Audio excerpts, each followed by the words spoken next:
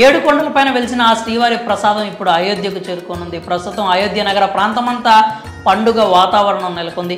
ఎక్కడ చూసినా ఒకటే మాట, ఒకటే బాట. అందరి చూపు అయోధ్యలో కొలువు తీరబోతున్న ఆ రామయ్య మీదే ఉంది.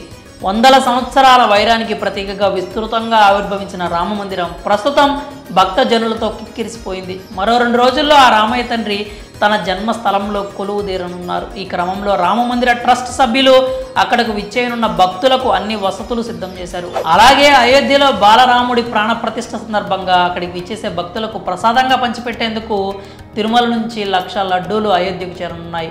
జనవరి 22వ తేదీన అయోధ్య రామ మందిర ప్రారంభోత్సవం సందర్భంగా భక్తులకు 25 గ్రాముల బరువు గల తిరుమల లడ్డూ ప్రసాదం భక్తులకు ఇచ్చేందుకు తిరుమల తిరుపతి దేవస్థానం సర్వం సిద్ధం చేసింది. ఇందులో భాగంగా 1,00,000 చిన్న లడ్డూలను భక్తులకు ప్రసాదంగా అందించేందుకు టీటీడీ ఏర్పాట్లు చేసింది. తిరుమలలోని శ్రీవారి సేవా సదన్ 1లో శ్రీవారి సేవకులు ఒక్కో కవర్లో 2 చిన్న లడ్డూలను ప్యాకింగ్ చేశారు. ఈ విధంగా మొత్తం 350 బాక్సులను సిద్ధం చేశారు. 350 మంది శ్రీవారి సేవకులు భక్తి శ్రద్ధలతో ఈ కార్యక్రమంలో పాల్గొంచుకున్నారు. మొత్తంగా దాదాపు 3,000 కేజీల బరువు ఉన్న శ్రీవారి లడ్డు ప్రసాదాన్ని జనవరి 20న విమానంలో అయోధ్యకు పంపేందుకు టీటీడీ ఉన్నత అధికారులు ఏర్పాట్లు చేస్తున్నారు. ప్రస్తుతం అయోధ్యలోని భక్తులకు ఉచితంగా అందజేయనున్న లడ్డూలను టీటీడీ అయోధ్యకు చేర్చే పనిలో నిమగ్నమై ఉంది.